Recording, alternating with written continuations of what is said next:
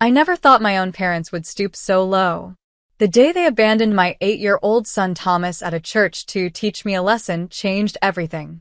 All because I refused to give my irresponsible brother $30,000 for his foolproof investment scheme. Family is supposed to protect each other, not use innocent children as pawns in their twisted games. What happened next shocked even the police officers who took our statements. Before I dive into this heartbreaking story, where are you watching from today? Drop your location in the comments and hit that like and subscribe button if you've ever had to stand up to toxic family members. Trust me, what happened 3 months later will make your jaw drop. Growing up in the Johnson household was like living in a kingdom with a clear hierarchy. My parents, Gerald and Nancy Johnson, ruled with strict control, and the roles were clearly defined from early childhood. I was the eldest, the responsible one, the one who needed to set an example. My younger brother Ethan, however, was the golden child, the cherished prince who could do no wrong. Our suburban Chicago home looked picture-perfect from the outside: manicured lawn, white picket fence, and family portraits displaying beaming smiles. But inside those walls, the family dynamics were severely imbalanced. When Ethan crashed his bike, he got a newer, better one. When I achieved straight A's, it was simply expected. When Ethan barely passed his classes, he was rewarded for trying his best. "Miranda, you need to understand that your brother needs more encouragement," my mother would say whenever I questioned the obvious favoritism. "He's sensitive. You're naturally strong." This natural strength they attributed to me became my identity by default. I learned early that I couldn't rely on my parents for emotional support, so I became fiercely independent. While other teenagers were rebelling, I was working part-time jobs, saving money, and planning my escape through education. By some miracle, or perhaps through sheer determination, I secured a scholarship to study graphic design at a prestigious university. My parents' reaction? "That's nice, but are you sure that's practical? Ethan is thinking about business school." Despite their lukewarm support, I thrived in college. My design portfolio won awards, and I secured internships that eventually led to job offers. Meanwhile, Ethan dropped out of 3 different colleges, each time with a different excuse, and each time bailed out financially by our parents. It was during my final year of college that I met Robert Anderson. He was studying architecture, and we met when his department collaborated with mine on a campus renovation project. Robert was everything my family wasn't: supportive, encouraging, and genuinely proud of my accomplishments. We dated for 2 years before getting married in a small ceremony that my parents attended with forced smiles and Ethan didn't show up to at all. Robert and I built a life together based on mutual respect and support. When we decided to have a child, it felt like we were creating the family we both deserved. Thomas came into our world 8 years ago, bringing joy I never thought possible. My parents finally seemed interested in my life, but only through their new role as grandparents. Then tragedy struck. 2 years ago, Robert was involved in a construction site accident. A structural failure that should never have happened took his life instantly. The world I had carefully built came crashing down around me and 6-year-old Thomas. Grief threatened to swallow me whole, but Thomas needed me. So I pushed through the pain, working twice as hard to maintain our graphic design business while being both mother and father to our son. My parents offered minimal support, occasional babysitting, and obligatory holiday invitations, while focusing most of their energy and resources on Ethan's latest ventures. Despite everything, I maintained a strained relationship with my parents for Thomas's sake. He deserved to know his grandparents, and they seemed to genuinely care for him, even if their love came with conditions I couldn't quite articulate. Meanwhile, Ethan's pattern of financial irresponsibility continued into adulthood. There was the food truck venture that lasted 3 months, the revolutionary app that never made it past the concept stage, and the house-flipping business that flopped spectacularly. Each failure was cushioned by our parents' financial support, draining their retirement savings bit by bit. Family gatherings became increasingly tense affairs. While Thomas played innocently, oblivious to the undercurrents, I would overhear snippets of conversations about Ethan's next big thing. My parents aged visibly with each passing year, the stress of supporting their middle-aged son taking its toll. You could help your brother, my father mentioned during last Thanksgiving as we washed dishes. You're doing well with your business. Dad, I'm a single mom running a small design studio. I'm not a bank, I replied, trying to keep my voice level. Family helps family, Miranda. You've always been so selfish with your success. I let the comment slide, as I had countless times before. For Thomas's sake, I smiled through the tension, never imagining how quickly things would deteriorate in the coming months. It was a rainy Tuesday afternoon when Ethan showed up unannounced at my home office.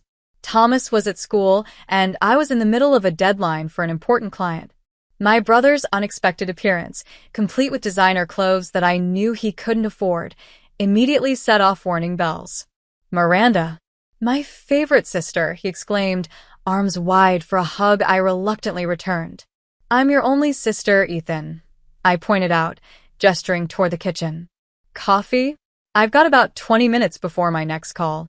Ethan followed me, chatting about inconsequential things, the weather, a movie he'd seen, asking about Thomas, but I could sense the familiar build-up to something bigger.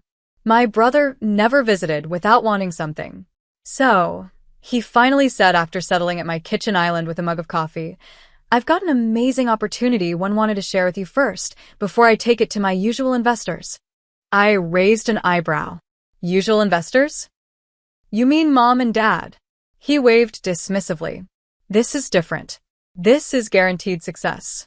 Cryptocurrency is the future, Miranda, and I got inside information on a new coin that's about to explode in value. For the next 15 minutes, Ethan outlined what he called a once-in-a-lifetime opportunity to invest in a new cryptocurrency called SecureCoin. According to him, this revolutionary digital currency would triple in value within 6 months, possibly sooner.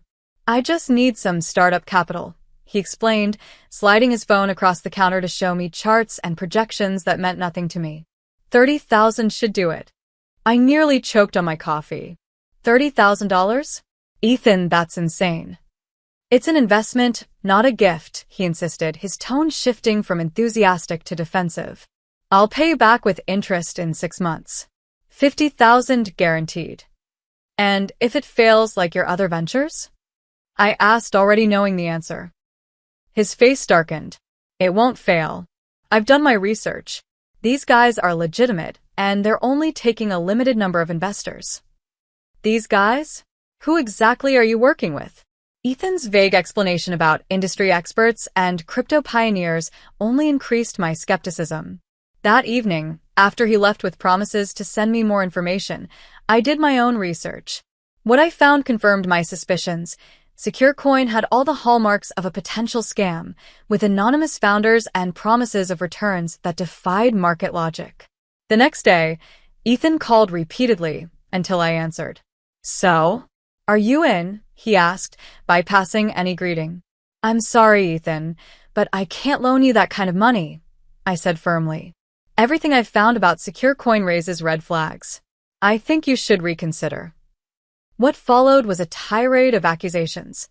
I was selfish, unsupportive, and jealous of his potential success. When emotional manipulation didn't work, he switched to threats. Fine.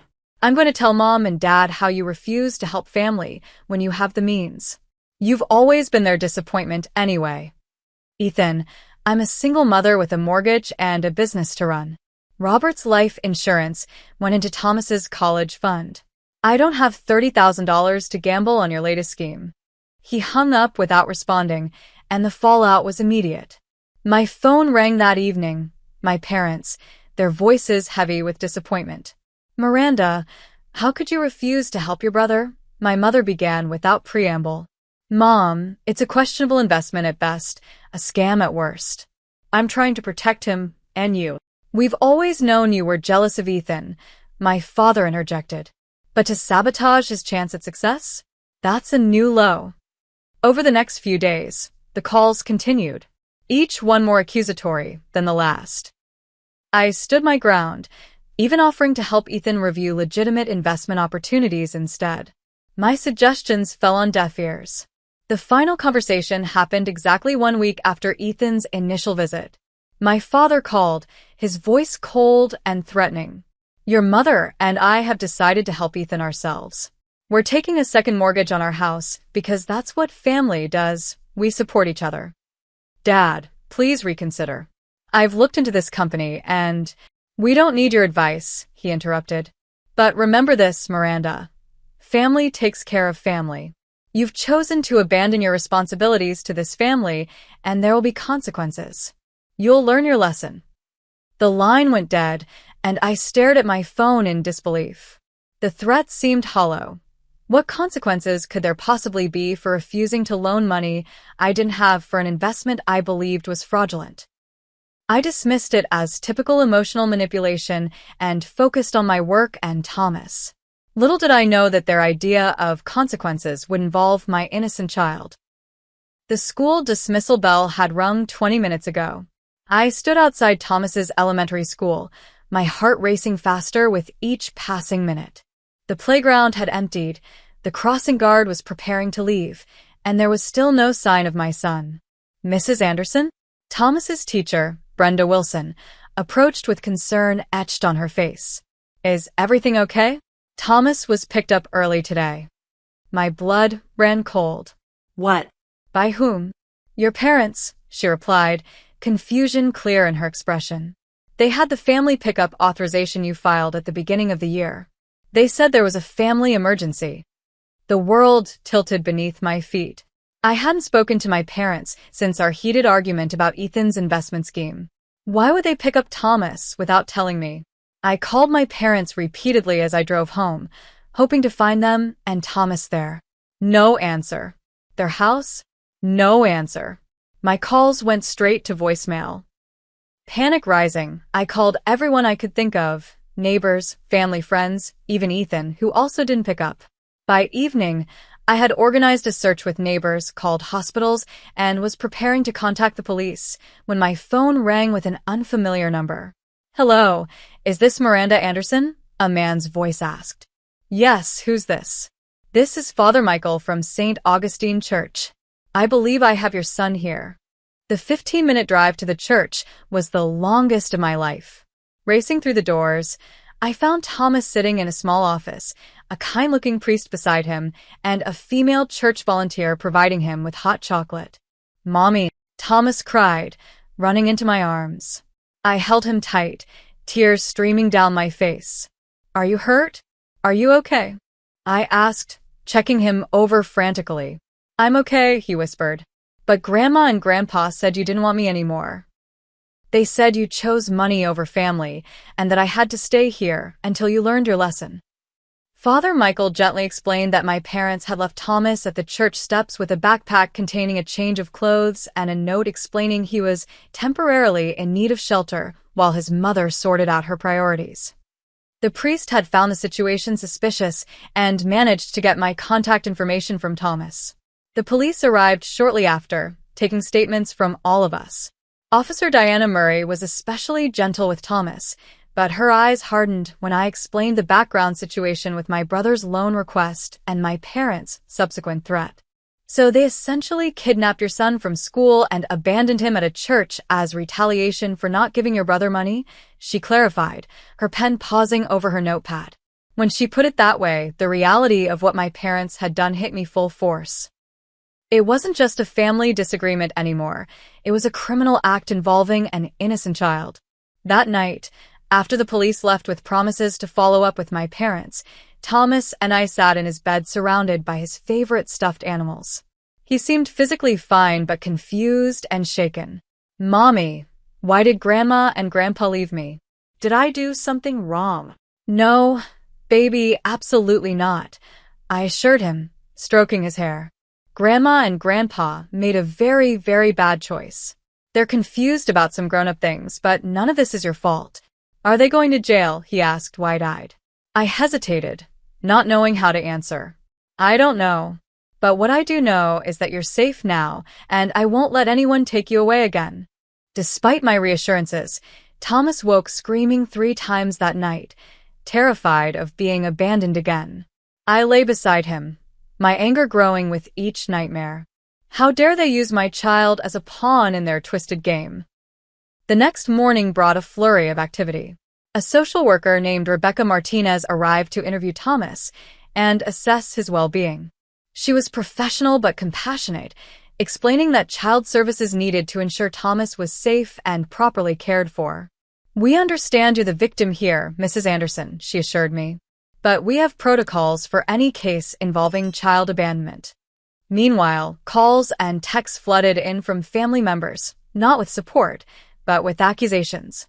Somehow, my parents had spun a narrative in which I had refused to help the family in crisis, and they had merely been watching Thomas while I sorted myself out. The truth was being buried under a mountain of family politics. My best friend Alicia Thompson arrived without being asked, bringing groceries and offering to help with Thomas, while I dealt with the authorities. "This is insane, Miranda," she said as she made us lunch. "Have your parents lost their minds?" "Apparently," I replied, scrolling through my phone to discover I'd been blocked by my parents, Ethan, and several extended family members on all social media platforms. "They've completely cut me off and are spreading who knows what lies about me. What can I do to help?" Alicia asked. "Just being here helps," I told her honestly. "I need to find a lawyer and probably a therapist for Thomas. And myself." By the week's end, I had secured the services of attorney Patricia Hernandez, who specialized in family law, and had scheduled appointments for Thomas with Dr. Wesley Bennett, a child psychologist recommended by the school counselor. The financial strain was immediate. Legal fees, therapy costs, and reduced work hours as I focused on Thomas's well-being quickly depleted my emergency savings. But the emotional cost was even higher. Thomas had become clingy and anxious, afraid to go to school or let me out of his sight. One unexpected bright spot emerged from the darkness. Thomas's school community rallied around us. His teacher organized a meal train, the principal implemented additional security measures for pickup, and parents I barely knew offered playdates and support. Similarly, my clients showed remarkable understanding. When I explained I needed flexible deadlines due to a family emergency, most responded with compassion rather than frustration. "Take care of your boy," my largest client wrote. "The work can wait." As the initial shock began to fade, the painful reality set in. My parents, the people who should have been our strongest supporters, had committed an unforgivable act. They had traumatized their own grandson to punish me for not funding Ethan's scheme. And I was left wondering, how do you explain to an 8-year-old that sometimes the people who are supposed to love you the most are the ones who hurt you the deepest? The courthouse loomed large and imposing as I clutched Thomas's therapy appointment card in my hand. Attorney Patricia Hernandez had called an emergency meeting to discuss filing formal charges against my parents. The weight of the decision pressed on my chest like a stone. "You understand that once we file these charges, there's no turning back," Patricia explained, her office filled with family law certificates and children's drawings from grateful clients. "Child abandonment is a serious offense. Your parents could face jail time." They left my 8-year-old at a church with a backpack and walked away, I replied, my voice steadier than I felt. "They told him I didn't want him anymore. They traumatized him to punish me." Still, my finger hesitated over the signature line. These were my parents, flawed and misguided as they were. The complexity of emotions swirling through me made it hard to breathe.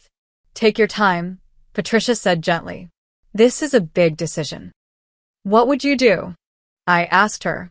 She removed her glasses and leaned forward. "Miranda, I can't answer that for you. But I can tell you that in my 20 years of practice, I've never seen children recover from trauma by pretending it didn't happen." I signed the papers. That afternoon, Thomas sat across from Dr. Wesley Bennett, carefully constructing a scene with toy figures.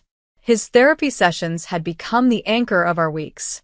"Thomas has placed the child figure inside a box today," Dr. Bennett noted quietly to me as we observed.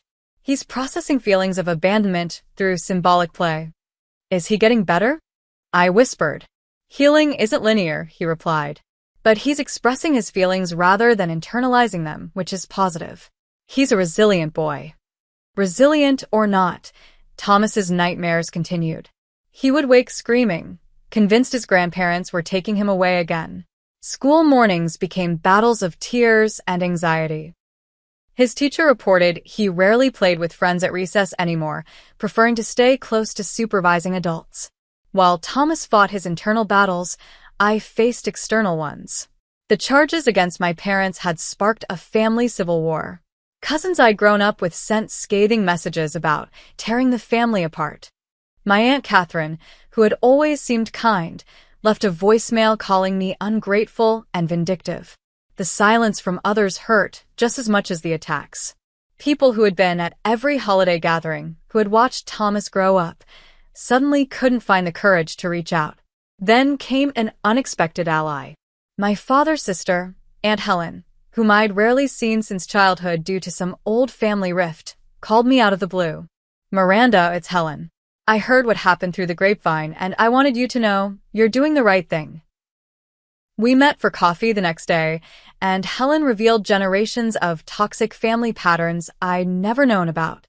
"Your father was the golden child too," she explained. "Our parents drained their savings supporting his failed ventures while telling me I needed to stand on my own 2 feet. Sound familiar?" "Too familiar," I admitted. "I cut contact after they refused to help with my husband's medical bills, but gave your father money for a boat the same month. Best decision I ever made." She reached across the table and squeezed my hand. Breaking the cycle is hard, but necessary. Helen's support fortified me for what came next, the first court appearance. Walking into the courtroom and seeing my parents sitting with their lawyer felt surreal. They looked smaller somehow, older, but their expressions showed no remorse. My mother wouldn't meet my eyes. My father stared straight ahead, jaw set in familiar stubbornness. The proceedings were brief, but excruciating. Statements were read, including Father Michael's account of finding Thomas abandoned on church property. My parents pleaded not guilty, their lawyer arguing they had left Thomas in a safe haven, out of concern for his well-being while I was having a personal crisis. A complete fabrication. Outside the courthouse, Ethan ambushed me in the parking lot. "You happy now?" he snarled, blocking my path to the car where Alicia waited with Thomas. "Mom and Dad could go to jail because you're too selfish to help family. They kidnapped and abandoned my son, Ethan." I shot back. "Don't you dare make this about money. They mortgaged their house for me because you wouldn't help," he continued, his face flushed with anger. "Now they might lose everything. That was their choice. Using Thomas as a pawn was their choice too." Ethan's expression shifted from anger to something uglier. "You always thought you were better than us. Well, enjoy your precious moral high ground while Mom and Dad lose their home." The revelation that my parents had actually gone through with mortgaging their house hit me harder than I expected. Despite everything, I couldn't take satisfaction in their financial troubles. But I also couldn't accept responsibility for decisions they'd made as adults. As the weeks passed, the legal process ground slowly forward while our healing seemed stuck in place. Thomas's birthday came and went without a card or call from his grandparents. The silence was deafening, and explaining it to him broke my heart all over again. "Sometimes people we love make choices that hurt us," I tried to explain as we shared birthday cake.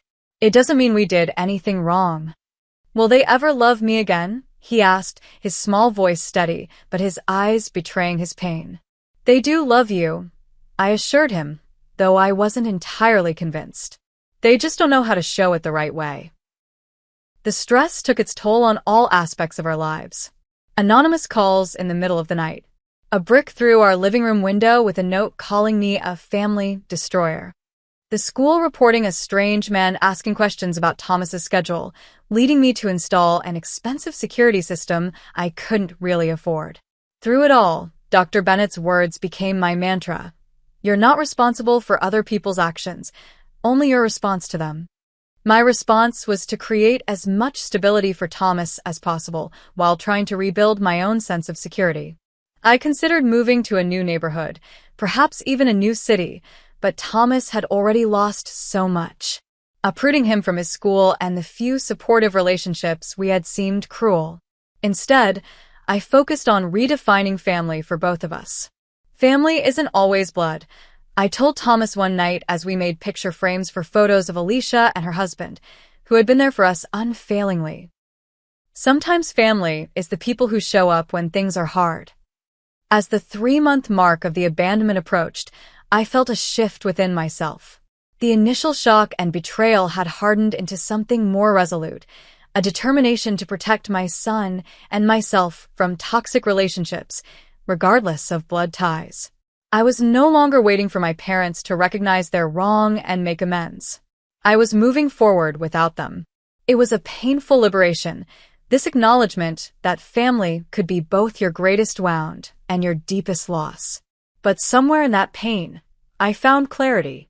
Thomas deserved better than conditional love. And so did I. I was reviewing client designs when a news alert flashed across my laptop screen. Major cryptocurrency scam busted. Investors lose millions. With trembling fingers, I clicked the link, already knowing what I would find. The article detailed a sophisticated fraud operation centered around SecureCoin, the very investment Ethan had been so desperate to join. Federal agents had arrested the ringleaders, who had allegedly swindled over $20 million from unsuspecting investors with promises of astronomical returns. My phone rang almost immediately. It was Patricia. "Have you seen the news?" she asked without preamble. "I'm looking at it now," I replied, scanning the article for any mention of Ethan's name. "The FBI wants to speak with you," she continued. "Apparently your brother's name has come up in their investigation." My stomach dropped. As a victim or a perpetrator? They wouldn't say over the phone. "They're sending an agent tomorrow morning." The next day, Agent Marcus Reynolds sat at my kitchen table, his manner professional but not unkind. "To be clear, Mrs. Anderson, we're investigating the activities of SecureCoin's operators. Your brother, Ethan Johnson, appears to have been a mid-level recruiter, bringing in new investors for a commission." The realization hit me like a physical blow. So, he wasn't just investing himself. He was recruiting others? Including me? "We believe so. The $30,000 he attempted to secure from you would have qualified him for a higher commission tier." Agent Reynolds flipped through his notes. "Did he mention specific return percentages? Guarantees of profit?" I nodded, recalling Ethan's enthusiastic pitch. He promised it would triple in 6 months. "Classic red flag," the agent noted. "No legitimate investment can guarantee those returns." After answering the FBI's questions, I sat in stunned silence. Ethan hadn't just been duped, he had actively participated in duping others. Had my parents known? Had they given him their house equity, knowing it was for a scam? My questions were partially answered the following week when Patricia called with news. "Your parents' house is in foreclosure," she said. "Apparently, they missed several mortgage payments." "The money they gave Ethan," I breathed. "Likely. Miranda, this doesn't change anything legally regarding Thomas, but I thought you should know." I thanked her and hung up, conflicted emotions swirling within me. Part of me felt vindicated. Their choice to support Ethan's scheme had consequences, just as they'd warned me about consequences for not helping family. But another part felt a deep sadness for the spiral of poor decisions that had led to this point. 2 days later, a knock at my door revealed my father standing on the porch, looking haggard and aged beyond his years. "Dad," I said, automatically stepping forward before catching myself. Thomas was at a playdate with Alicia's son, thankfully not home to witness this unexpected visit. "Miranda," he replied, his voice lacking its usual authoritative tone. "May I come in?" Against my better judgment, I let him in, leading him to the living room but deliberately choosing separate seats. "What do you want?" I asked, not bothering with pleasantries. He looked around, taking in the home I'd built with Robert, now maintained alone. "The bank is taking the house," he said finally. "Your mother is staying with your cousin Susan for now." "I heard," I replied, waiting for whatever came next. "It wasn't supposed to happen like this," he continued, staring at his hands. "Ethan assured us the investment was solid. Time-sensitive. A sure thing." "Nothing is a sure thing, Dad. Especially not when it promises to triple your money in 6 months. He looked up sharply. "You knew it was a scam, didn't you? That's why you wouldn't give him the money." I suspected it was too good to be true, yes. I tried to warn you. You could have tried harder, he snapped, a flash of the old Gerald Johnson breaking through his defeated demeanor. Like you tried harder to not kidnap and abandon my 8-year-old son? I retorted, anger rising. What are you really doing here, Dad? His shoulders slumped. We need help, Miranda. Your mother and we don't have anywhere to go. The audacity of the request left me momentarily speechless. After everything they'd done, they expected me to take them in? You left my son, your grandson, alone at a church. You told him I didn't want him anymore. He still has nightmares. And now you want my help. We made a mistake, he admitted, though his tone suggested he considered it a minor error in judgment rather than a traumatic act of cruelty. We were desperate. Ethan convinced us his opportunity would solve everything if we just invested enough. A mistake, I echoed incredulously. A mistake is forgetting to pick someone up. A mistake is burning dinner. What you did was calculated emotional abuse of an innocent child. We're still your parents, Miranda, he said, his voice hardening. After everything we've done for you. Done for me, I interrupted. What exactly have you done for me that wasn't also done twice over for Ethan? When Robert died, you babysat Thomas twice. Twice, Dad. I was a widowed mother trying to keep a business afloat, and you were too busy funding Ethan's food truck to help. The front door opened and Thomas's voice called out, Mom, I'm home. Before he appeared in the living room doorway with Alicia behind him, her expression changing from cheerful to concerned as she assessed the situation. Thomas froze when he saw his grandfather, his small body tensing visibly. Grandpa. The fear in my son's voice crystallized everything for me. Dad, you need to leave. Now. Thomas, come give your grandpa a hug, my father said, ignoring me completely. Thomas backed away, moving closer to Alicia. No thank you, he whispered. My father's face darkened. See what you've done? Turned him against his family. Alicia, could you take Thomas to his room for a minute? I asked, my voice deadly calm. Once they were gone, I turned back to my father. You did this. Not me. You destroyed his trust when you abandoned him. And now you have the nerve to blame me? Your mother and I need somewhere to stay, Miranda. Just until we figure things out. No, I said firmly. I'll not bring that toxicity back into our lives. Thomas deserves better. I deserve better. So, you'll abandon your own parents? After all we've sacrificed for this family? I'm not abandoning you. I'm establishing boundaries. There's a difference. He stood, anger replacing his earlier dejection. Your brother was right about you. Always thought you were better than the rest of us. As he walked toward the door, I called after him. Dad, I do hope you and Mom land on your feet. But it won't be by using me or Thomas ever again. After he left, I sat with Thomas, explaining as best I could that sometimes adults make bad choices when they're scared or angry. Like when I hit Joey last year when he took my action figure? Thomas asked. Something like that, I agreed. But bigger. Grandma and Grandpa made very big mistakes, and now they have to deal with those consequences. Are they going to be homeless? He asked, his compassion showing through despite his fear. No, sweetie. They have other family helping them, but they won't be staying with us. Good, he said quietly. They scare me now. His simple honesty broke my heart all over again. Later that evening, an anonymous email arrived in my inbox with the subject line, Your brother knew. The attached documents showed correspondence between Ethan and the Secure Coin founders, discussing recruitment strategies and commission structures. Most damning was an email where Ethan specifically mentioned getting his parents to remortgage their house, with a chilling line, They're good for at least $150,000. Working on my sister too, but she's more skeptical. I forwarded the evidence to Patricia, who confirmed it should go to the FBI. But before I did, I faced an ethical dilemma. Should I warn my parents that their golden child had knowingly led them into financial ruin? The decision was complicated by the knowledge that they would likely never believe me over Ethan. Some family dynamics never change, no matter how much evidence exists to the contrary. After consulting with Patricia and Dr. Bennett, I decided to arrange a family meeting on neutral ground.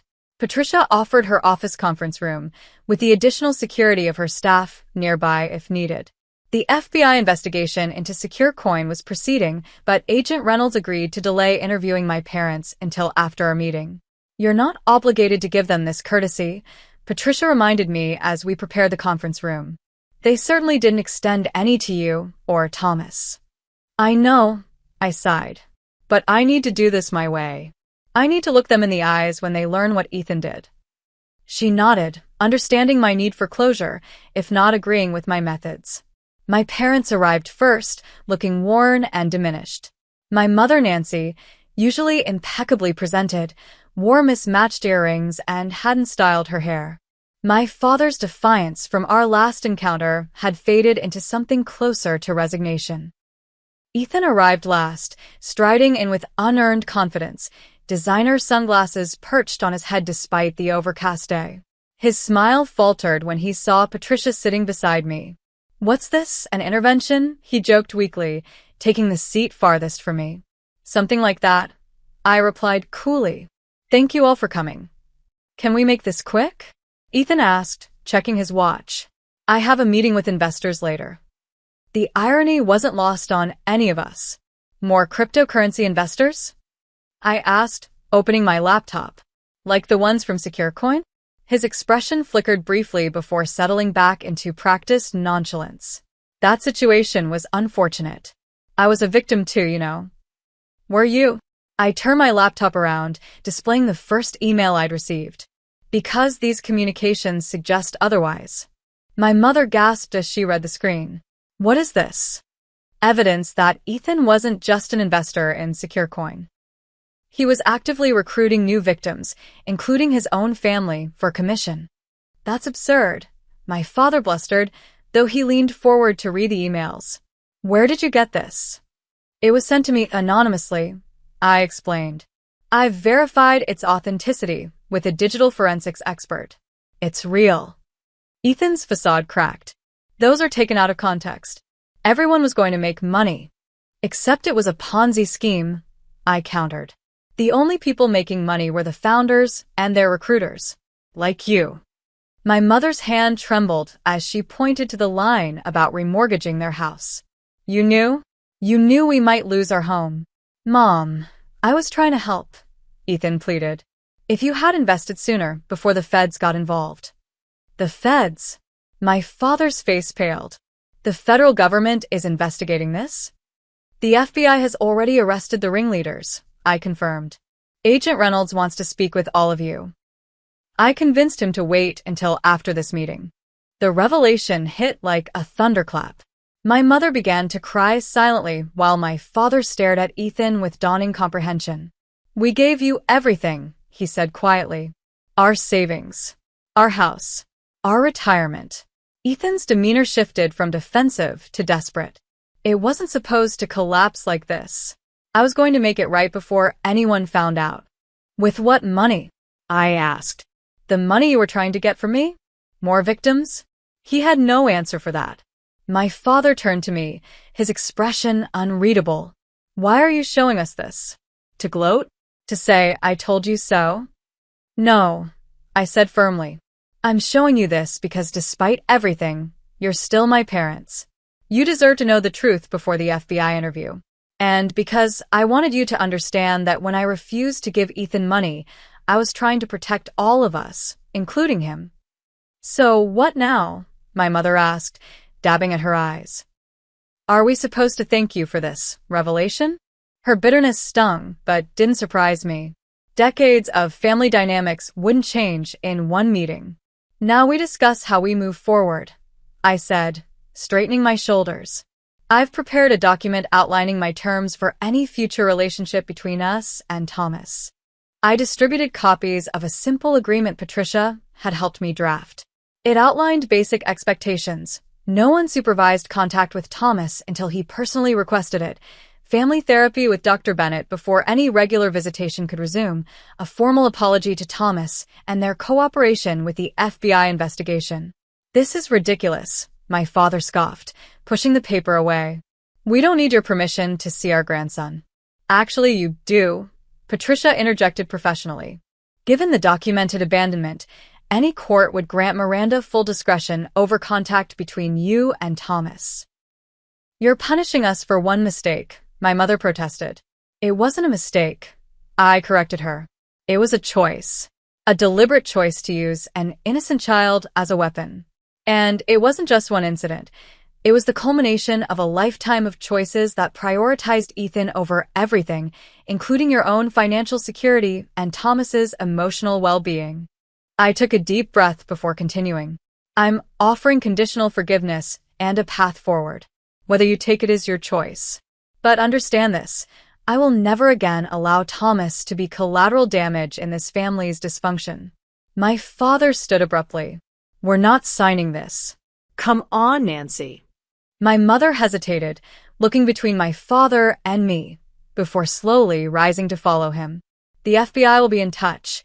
I called after them as they left. Whether you cooperate or not is your choice, but it will affect the outcome. Ethan remained seated, staring at the damning emails still displayed on my laptop. You could have deleted these, he said quietly. Protected me. Like you protected our parents? Or me? Or Thomas? He flinched. I messed up. I got in over my head with gambling debts. Secure coins seemed like a way out. His admission surprised me. Gambling. Started in college. Got worse after each failed business. The more I lost, the more desperate I got. He rubbed his face tiredly.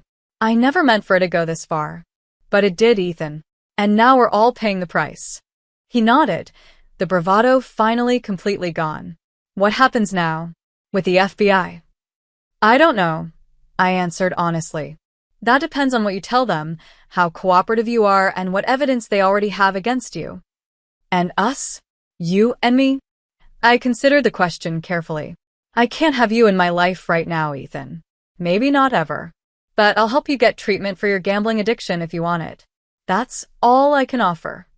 He seemed about to argue, then deflated. I'd like that. The treatment, I mean. As he stood to leave, there was a commotion in the hallway. Agent Reynolds appeared at the door with two other agents. Ethan Johnson, he asked formally. Ethan nodded, resignation washing over his features. We have some questions regarding your involvement with secure coin operations. Would you mind coming with us? I watched as my brother was escorted out, not in handcuffs, but clearly not free to refuse. The last glimpse I had of him was a backward glance, part apology, part accusation, before the door closed behind him. Patricia placed a hand on my shoulder. You did what you had to do. For Thomas and yourself. I nodded, emotions too complex to name swirling within me. It wasn't victory I felt, or even vindication. It was something closer to grief, mourning the family I thought I had, while accepting the reality of the one I actually did. 6 months after the confrontation at Patricia's office, Thomas and I stood in the living room of our new home, surrounded by half-unpacked boxes and the promise of fresh starts. We hadn't moved far, just enough to feel like a new chapter while keeping Thomas at the same school with his supportive friends and teachers. Can I put my space posters up in my new room? Thomas asked, already looking more relaxed than he had in months. Absolutely, I smiled. And maybe we can add some new ones too. The decision to move had come after Ethan's legal troubles finalized. He had avoided jail time by cooperating fully with the investigation, but received 5 years of probation, mandatory gambling addiction treatment, and substantial community service hours. My parents had lost their house but managed to secure a small apartment with help from my cousin Susan. As for their relationship with Thomas and me, progress had been glacially slow. They had refused the family therapy sessions initially, still maintaining they had done nothing truly wrong. But as Ethan's legal situation unfolded and the full extent of the secure coin scam became public, their position became increasingly difficult to defend. 3 months after our confrontation, my mother had reached out hesitantly, asking if she could send Thomas a birthday card. It was a small step, but significant. The card arrived with no manipulation or guilt-tripping, just a simple message of love and a modest gift card. Thomas had studied the card carefully before asking, "Does this mean Grandma isn't mad at me anymore?" "She was never mad at you, buddy," I assured him. Adults sometimes make bad choices when they're upset, but that doesn't mean it was your fault. Dr. Bennett had been invaluable in helping Thomas process his feelings about his grandparents. He's developing healthy boundaries, he explained during one of our update sessions. He's not afraid to express what makes him uncomfortable, which is remarkable progress for a child his age. That progress manifested in Thomas requesting a supervised visit with my mother after receiving 2 more similarly appropriate cards. We met at a neutral playground with Dr. Bennett present. The visit lasted only 30 minutes, but ended without tears or trauma. A small victory we celebrated with ice cream afterward. My father remained more resistant, his pride preventing him from acknowledging the damage done. We had spoken briefly on the phone twice, conversations that remained stilted and surface level. His journey would be longer, if it happened at all. The most unexpected development had been a letter from Ethan, sent from his treatment facility 3 months into his program. I'm working through the 12 steps, he had written. Making amends is part of that process, but I know words aren't enough for what I've done. I'm not asking for forgiveness. I just want you to know I'm finally facing my addiction and the damage it's caused. I had read the letter several times, unsure how to respond. Finally, I sent a brief note acknowledging his effort and wishing him success in his recovery, making no promises about our future relationship. Professionally, things had taken a surprising turn for the better. The focused attention I'd given my business during this difficult period, perhaps as a form of control in an otherwise chaotic time, had resulted in new clients and recognition in the design community. I had even hired an assistant, allowing me to maintain a healthier work-life balance. Mom, can we invite Auntie Alicia and Uncle James for dinner once we're unpacked? Thomas asked, interrupting my thoughts as he carefully arranged his books on a new shelf. That's a great idea, I agreed. And maybe we can ask them about being your godparents officially? His face lit up. Really? That would be awesome. The suggestion wasn't spontaneous. Alicia and James had been our rock throughout the ordeal, providing practical and emotional support without hesitation. When I tentatively broached the subject of making them Thomas's legal guardians in case anything happened to me, they had accepted with tears and hugs. Family isn't just blood, Alicia had reminded me, echoing my own words to Thomas. That philosophy had become the foundation of our rebuilding. We had created new traditions, Sunday game nights with friends, monthly community volunteer days, and quarterly adventure weekends, where we explored something new together. As evening fell on our first night in the new house, Thomas and I sat on the back porch, watching fireflies emerge in the twilight. Mom, do you think people can change? He asked suddenly. I do, he replied carefully. But it takes time and real effort. Why do you ask? I was thinking about Grandma and Grandpa. And Uncle Ethan. Do you think they'll change? I wrapped an arm around his shoulders. I hope so, buddy. But the important thing is that we've changed. We're stronger now, and we know how to protect ourselves better. And we have our chosen family, he added, using the term Dr. Bennett had introduced. Exactly.